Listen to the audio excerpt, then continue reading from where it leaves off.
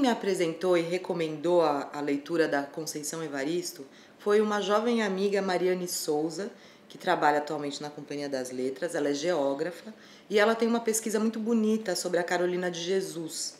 Eu cheguei então primeiro num livro dela, Olhos d'Água, um livro de contos, e em seguida, por conta da homenagem que a Conceição recebeu pelos 70 anos, teve uma ocupação aqui em São Paulo, no Itaú Cultural, eu consegui outros livros dela e confesso que eu nunca tinha lido Conceição Evaristo, que é simplesmente imperdível. Li muita coisa da Conceição, mas eu gostaria de recomendar para quem não conhece, para quem nunca leu, que comece pela novela Ponciá Vicêncio.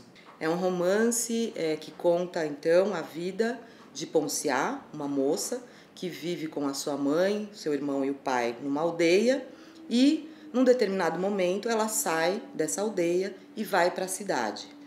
Só que isso não é nada do livro. O importante é que ela sai de uma aldeia onde ela e a mãe, o pai e o irmão trabalham para senhores brancos, né? Não são escravos, mas trabalham num regime muito parecido com escravidão, eu diria.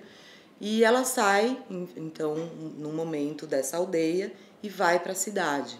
É uma história que é como se a gente estivesse já dentro da gente e ao ler a gente se reconhece nessa história. A gente reconhece, não nós nos reconhecemos, mas a gente reconhece essa história em algum lugar dentro da gente. Porque a Conceição tem esse poder, né, de trazer a oralidade africana, de trazer essa ancestralidade, essa mítica africana. Então é uma literatura muito poderosa. Eu continuo lendo a Conceição Evaristo porque ela tem uma obra muito densa, poesia, contos, crônicas, e é uma autora muito potente, uma autora negra, brasileira, mulher, né, que carrega uma história de todos os seus antepassados. E em Ponciá Vicêncio você vai conhecer essa ancestralidade e toda essa herança. Ela está sendo homenageada, né? Ela deve ser conhecida, ela deve ser lida, discutida, porque é uma autora muito importante e muito importante para o bom de ler. Eu acho que a literatura me escolheu também. Eu acho que a literatura me escolheu. E aí, ironicamente, eu brinco que a literatura me escolheu de tal forma que a minha mãe, minhas tias trabalharam em casa de escritores mineiros. Então, a minha mãe trabalhou para Laí de Lisboa de Oliveira, uma das minhas tias trabalhou com um grande pensador mineiro, Eduardo Frieiro. A minha mãe trabalhou com parentes de Otto Lara Rezende. Então eu falo que o destino da literatura me persegue. E falo assim com muito orgulho mesmo, que me persegue através de lugares subalternizados, né? Foram essas mulheres em posições subalternizadas, né? Oprimidas, que criaram todo esse estofo, né? Que me deram uma sustentação. E por outro lado, eu gosto muito disso também, porque eu acho que a minha origem, ela quebra com esse imaginário, né? Que o intelectual, ou que a escritora, ou que o escritor tem que nascer em classes privilegiadas. Até nasce sim, mas eu fico pensando, será que é só uma questão de nascimento ou é uma questão também de oportunidade? Em 71 eu terminei o curso normal. E o meu desejo o tempo todo era de dar aula, era de ser professora. E aí então, para conseguir dar aula, você precisava de uma indicação. E normalmente essa indicação passava, ela atravessada pelo poder, lógico, né? Como a minha família até conhecia pessoas importantes, sim, mas era numa relação de subalternidade, talvez o que eu tenha analisado, essas pessoas que poderiam arranjar um trabalho para mim em Belo Horizonte, não iriam investir porque eu estava rompendo com uma trajetória que para essas famílias não me pertencia, né? Eles estavam perdendo a futura cozinheira, a futura babá, você tá entendendo? É uma ruptura, né? Você apresenta uma Isso, ruptura. isso. Então é o que eu falo, minha mãe contava muitas histórias, parte da memória da escravidão, eu cresci escutando essas histórias. Eu tinha um tio que foi à Segunda Guerra Mundial, então quando ele voltou como ex-expedicionário, ele teve a oportunidade de estudar e ele se tornou, inclusive, artista plástico, poeta. Eu falo também que foi dele que eu aprendi as primeiras noções da negritude, que eu tenho a impressão que ele já acompanhava todas as discussões do movimento de negritude que já estava acontecendo na Europa, né? Ele mesmo contava muitas histórias para a gente, então a minha mãe fazia boneca, as bonecas, eu tenho dito, as bonecas já nasciam com nome e com história. Meu tio velhinho era de Congada, né? Então tinha as festas de Rosário, então se tinha essa ausência material, esse estado até de miserabilidade que a gente vivia, ao mesmo tempo tinha essa experiência cultural. Tinha essa experiência cultural que nos sustentava, né? A minha mãe conta, por exemplo, que ela aprendeu a olhar as horas assim, ela trabalhando em casa de família, e aí diz ela que no rádio falava assim, 10 horas. Ela corria, olhava no relógio e dizia, ah, tá, 10 horas. Então, eu brincava com ela, mas já pensou se o relógio estivesse atrasado? Que nó que daria, né? Que nó que daria. E a minha tia também aprende a ler nesse processo. Apesar delas serem mulheres que tiveram pouco acesso a livros, o livro despertava uma curiosidade. Eu não sei se vocês observaram, às vezes a gente passa no meio da rua, população de rua, você observa, às vezes alguns estão escrevendo, sim, outros estão com o livro folheando.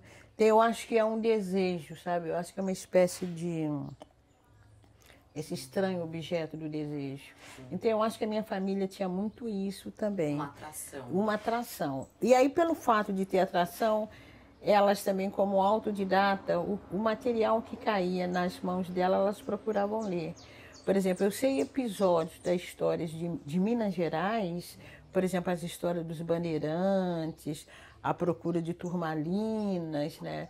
E tem o Borba Gato e coisa e tal. Essas primeiras histórias eu aprendi, eu escutei com a minha tia contando.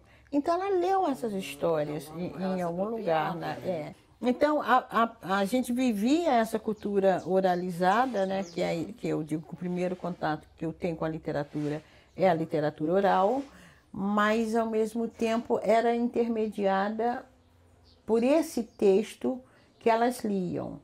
Aí eu tinha uma tia que trabalhava na biblioteca pública. E aí, nesse momento é que eu digo, eu ganhei uma biblioteca inteira.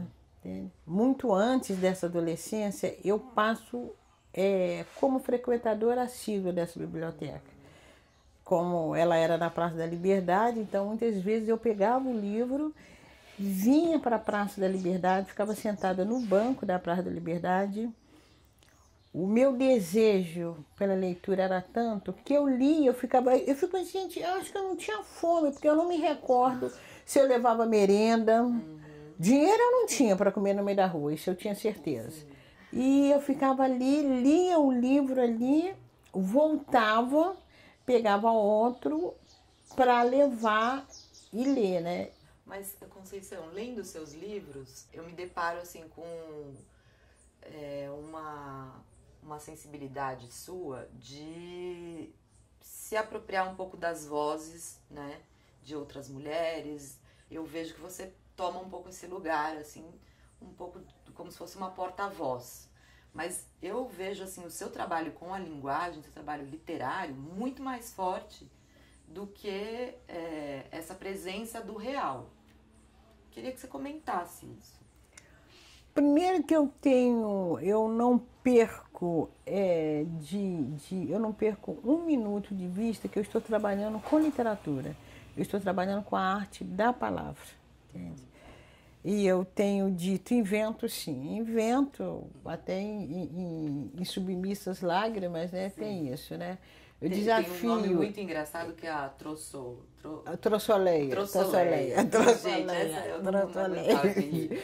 Trossoleia. Eu não perco de vista que eu estou trabalhando com a arte da palavra. Então, o momento todo eu fico muito atenta, né? Eu gosto, eu tenho até essa experiência que eu tive com a palavra oral, sem sombra de dúvida. Eu acho que isso foi das maiores causas que me afinou para esse exercício da escrita. Por exemplo, eu sou uma pessoa que eu não sei dançar, não sei cantar, minha voz é feia, garota, não sei cantar, me considero uma pessoa sem ritmo, mas as pessoas dizem que os meus textos são muito musicais, né? Por exemplo, eu escrevo, às vezes eu leio o texto para eu escutar o som, a melodia, o ritmo do texto. Eu gosto de levar para o texto palavras de origem bantas. Gosto de levar para o texto expressões mais que eu tenho chamado da gramática do cotidiano, do linguajar do cotidiano. Por exemplo, em Ponciá Vicêncio tem uma parte que diz assim: só o pai dela não incomodava com a semelhança dela com o avô. E aí eu digo, não, semelhança é um termo que todo mundo usa, aí eu substituo. Só o pai dela não incomodava com a parecença dela com o avô. Então, quer dizer, são também expressões que eu trago muito de dentro da família, do dialeto mineiro. E a questão de inventar, eu tenho dito também, eu quero escrever a ficção como se eu estivesse escrevendo a realidade, entende? E acho que o escritor, ele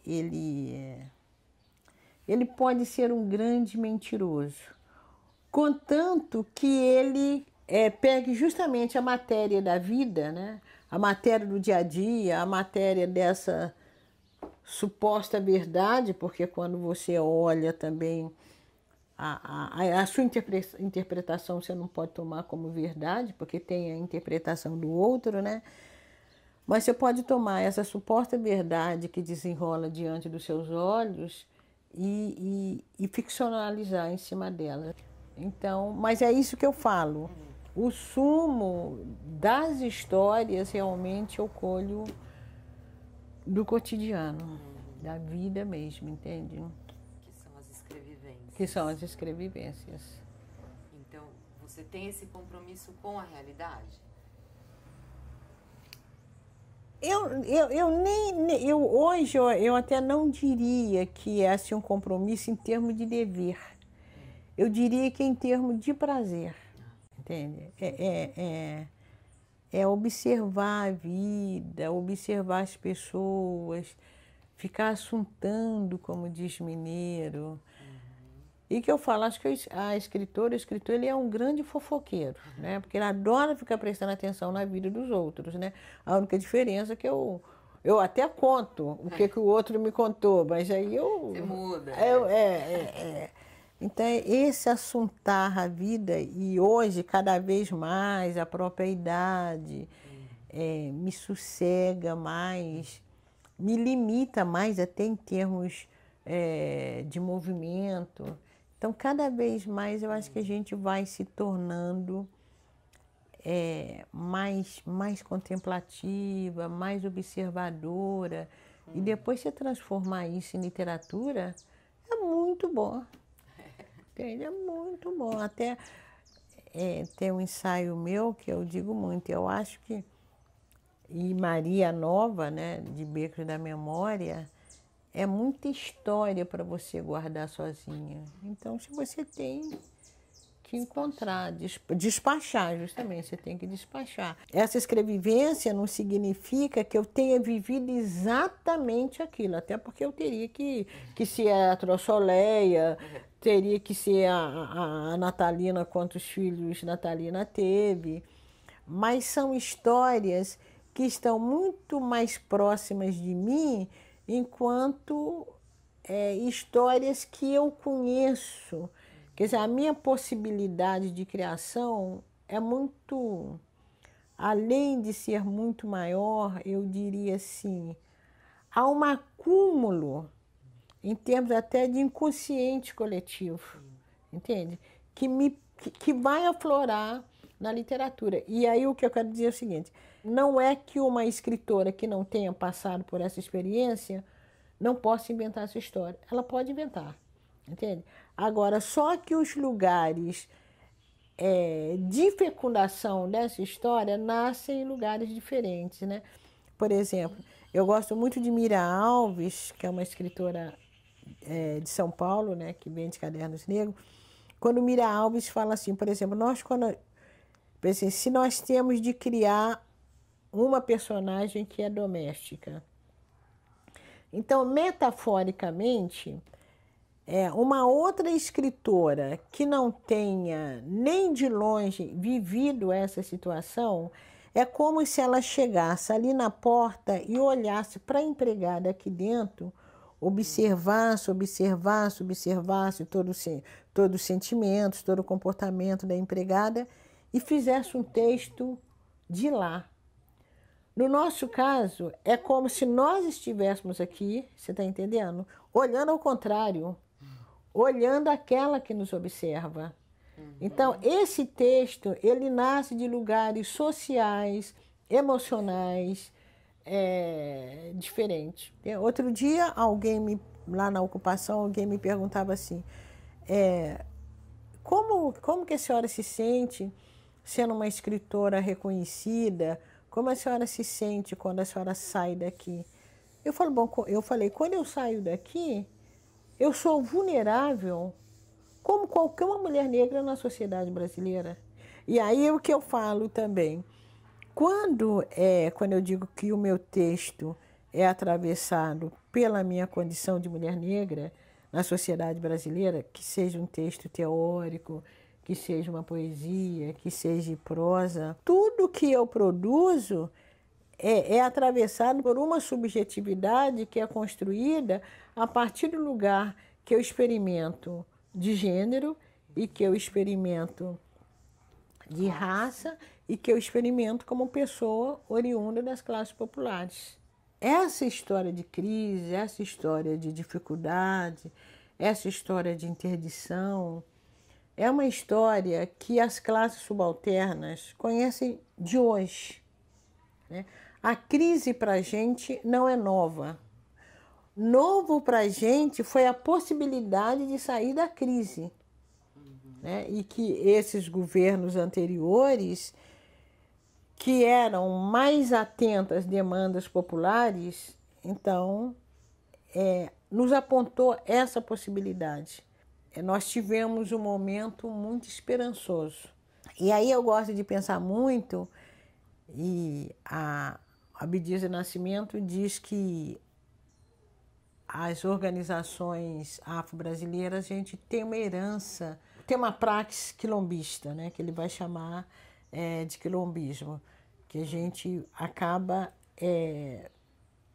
buscando, né, no coletivo, porque o coletivo é a nossa possibilidade de afirmação. Então, essa praxis quilombola, ela contaminou, né, uma praxis que a gente vem, né, que as populações subalternizadas vêm repetindo ao longo da história.